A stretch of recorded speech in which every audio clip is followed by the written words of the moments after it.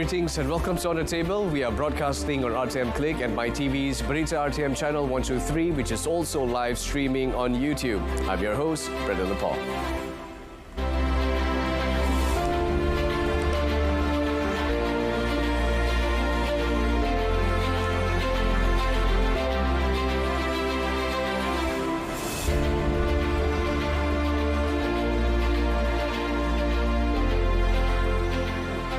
Now, consumers are increasingly prioritizing sustainability. They're willing to pay a premium for eco-friendly products and services. Now, this shift presents a significant opportunity for businesses.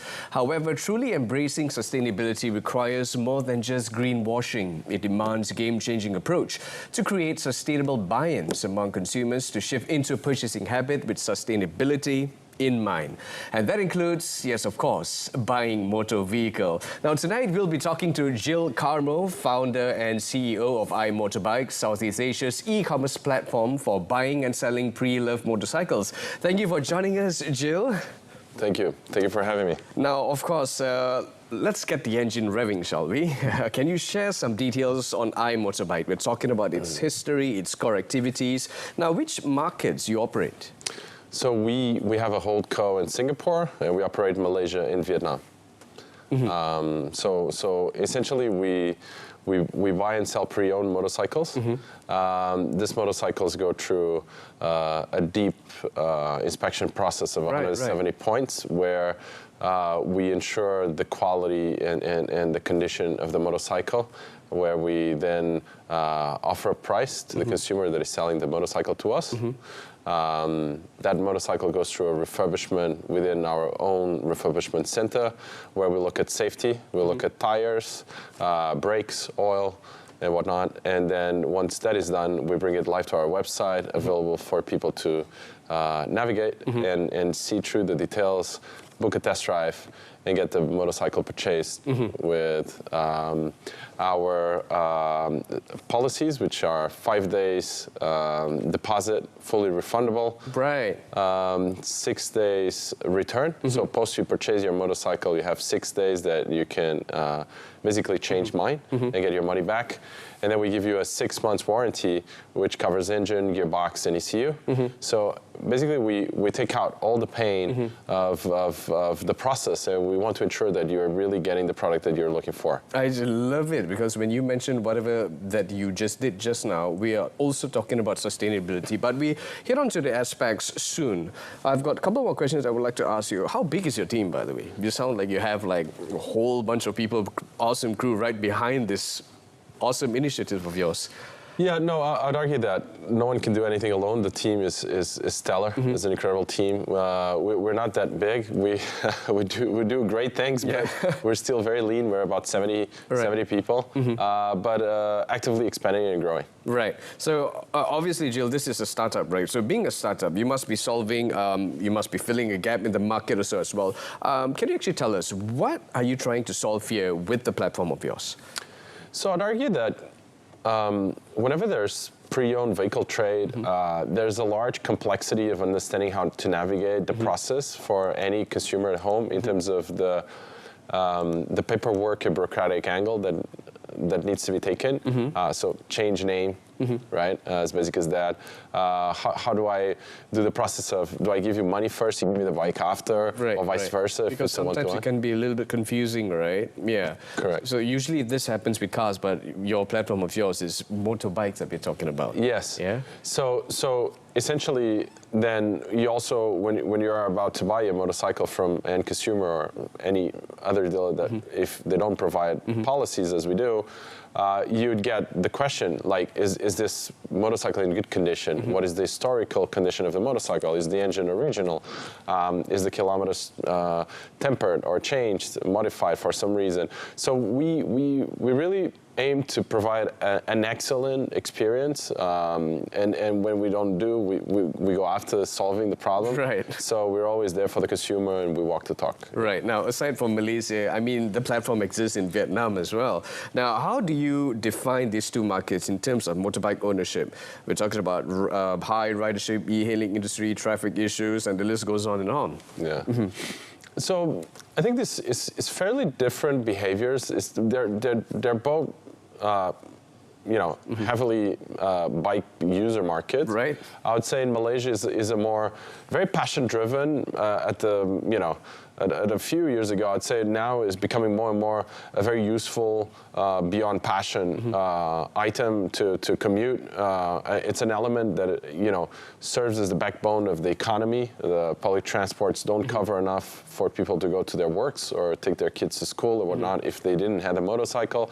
And I think that's a behavior that you'd see Malaysia, Vietnam, and across other markets is just super cost efficient, super time efficient due to the heavy traffic that you find across all these markets. And it's just it is far more ecological as well, because the level of pollution you get in a bike compared to a car is also far less safe, all according to OEM standards. So it's more than just fun having to just ride a two-wheel vehicle, right? Now, let's talk about the trends here in Malaysia. We're talking about its market, by the way. How is iMotorbike adapting to, these trends, to put it that way? I'd say in terms of sustainability, you'd have a lot of incoming new EV OEMs that come with a very bright intention of making the market transition from ICE bikes to EVs. You also have the obvious standards like we practice internally, so whatever is a battery, what is a tire, oil, metal like the sprockets and chains and whatnot. We all take very good care in terms of the recycling process and the storage process before we hand over to the recycling partner.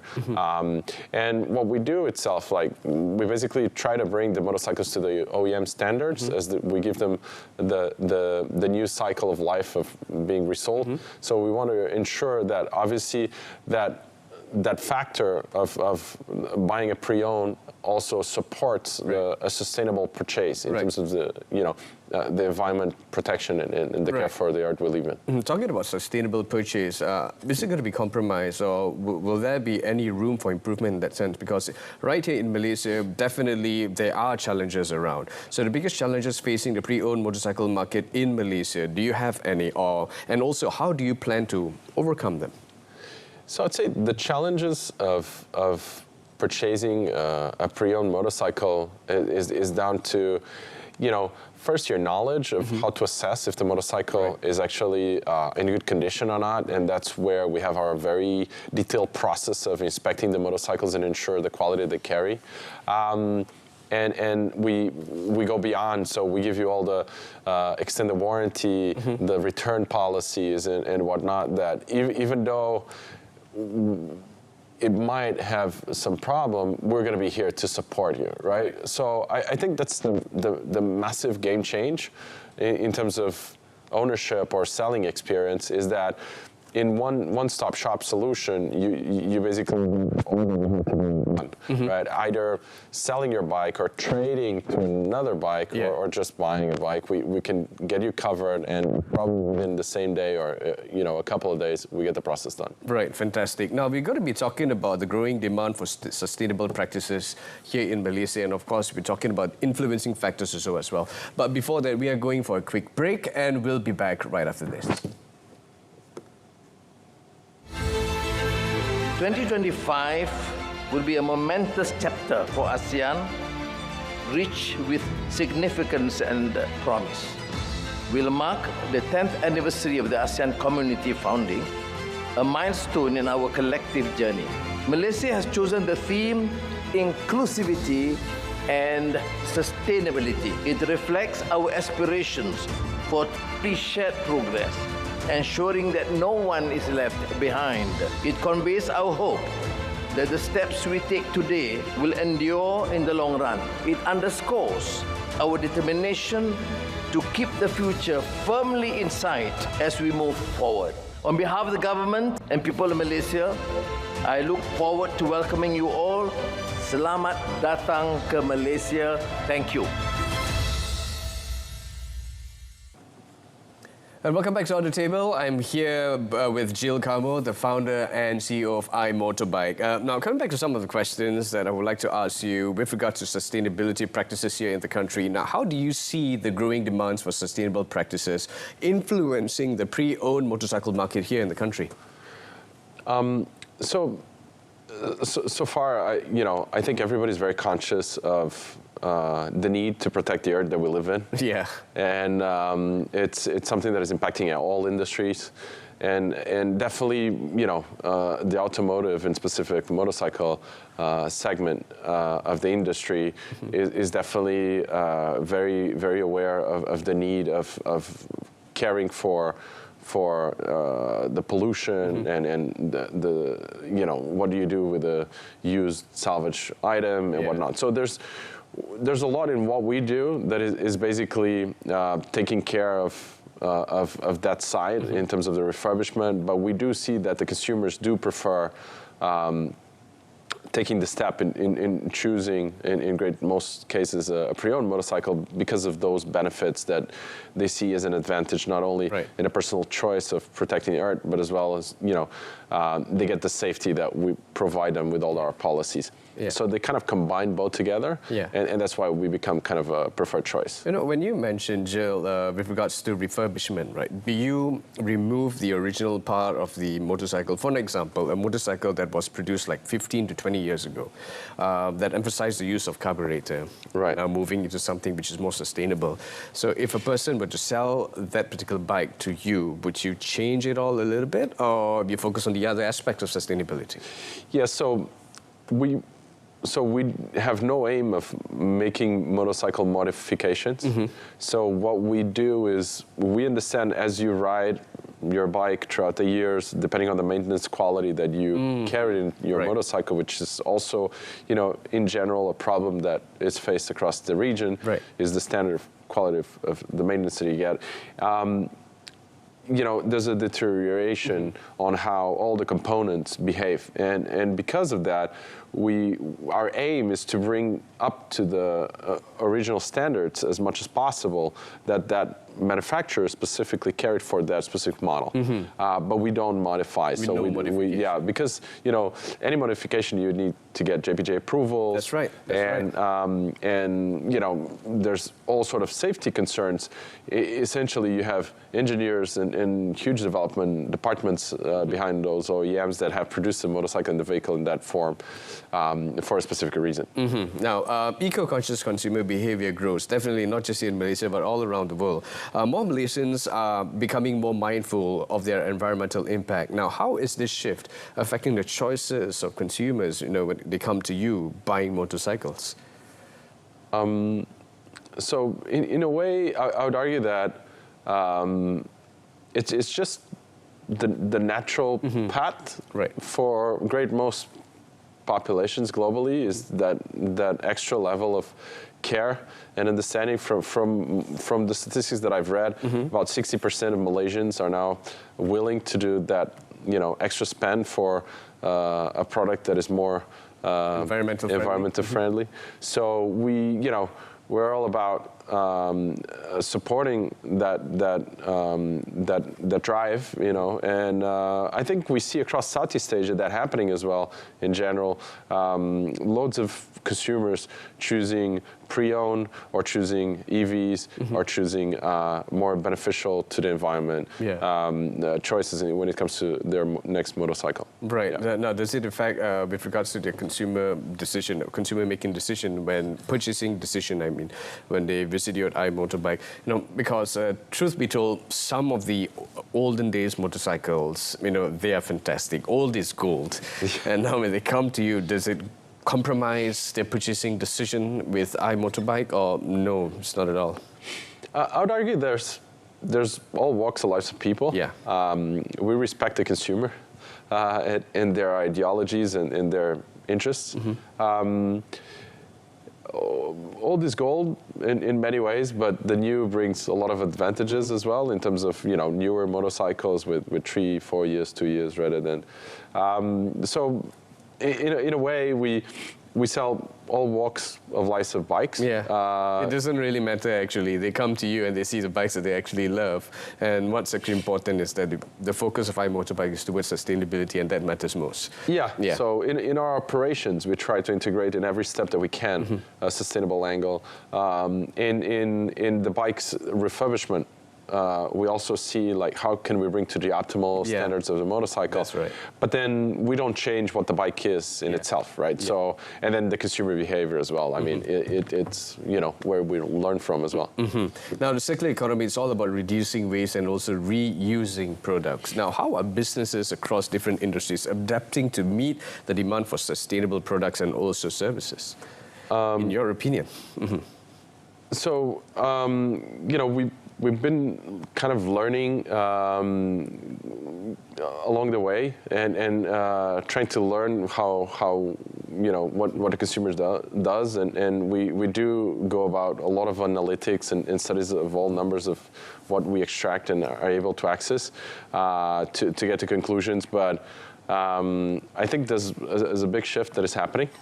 And is something that we're yet to see how things are going to progress, to be honest. For every market is quite different. So, right. Now, this is a very important question that I need to ask you. When it comes to second-hand goods, we are always talking about trust. Yep. Right. So trust is definitely a key in any marketplace, especially when it comes to second-hand goods, pre-loved items, etc. Now, how does iMotorbike ensure transparency, and how do you all build trust among consumers when it comes to buying pre-owned motorcycles? I think trust is an element that is applied at any great point of, you know, your career, your personal interactions, and building trust is essentially walking the talk, is ensuring that you know, even you might fail, you're going to be there, right? And I think our policies and the processes that we build ensure internal confidence that then portrays trust to the consumer ultimately. So we try to go really deep on the assessment side, understanding the condition, the historical of the motorcycle, and with third-party, you know, interactions as well, the insurance and you know, JPJ and all sort of different access to information that we can have for every specific vehicle and other OEMs.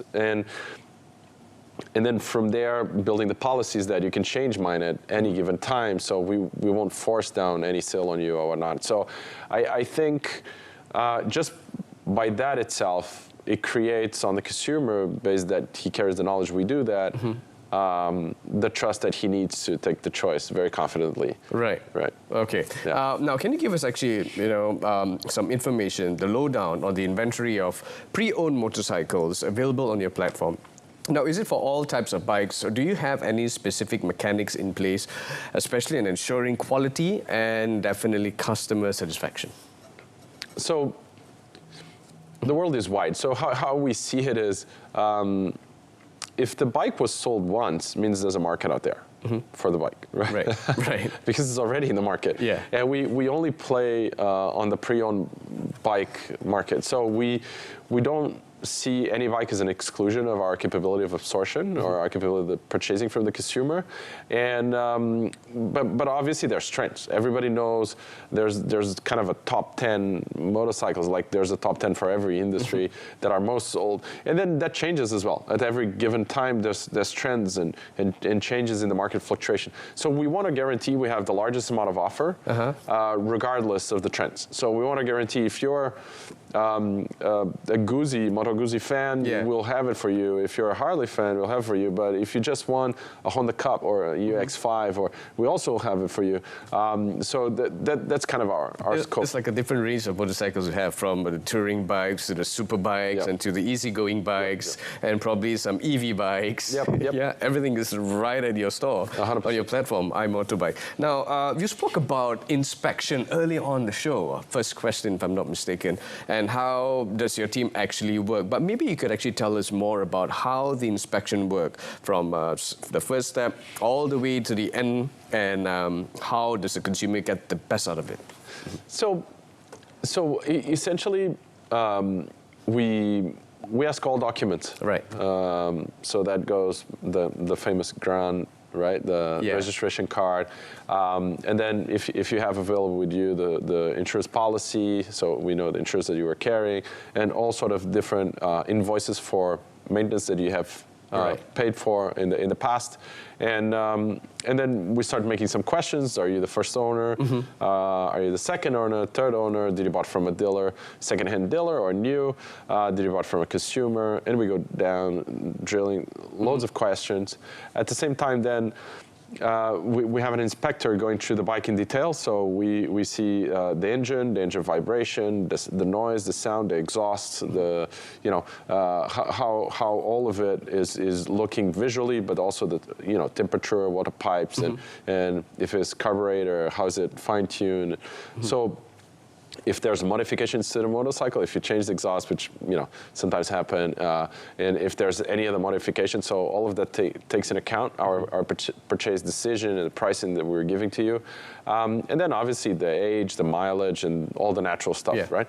And from that point on, we offer you a price, and if you're agreeable to it, we'll sign an agreement. We change the ownership name, and we will wire the money to you within 72 hours. Right. Usually it's within the same day, but we give a buffer. Yeah. Right. I'm just curious, and I have to ask you this question. When it comes to inspection at iMotorbike, how does one fail the test? So there are various factors. For example, modification that you spoke about, and JPJ non-compliant when it comes to their rules and regulation. Is there anything else that you'd like to add?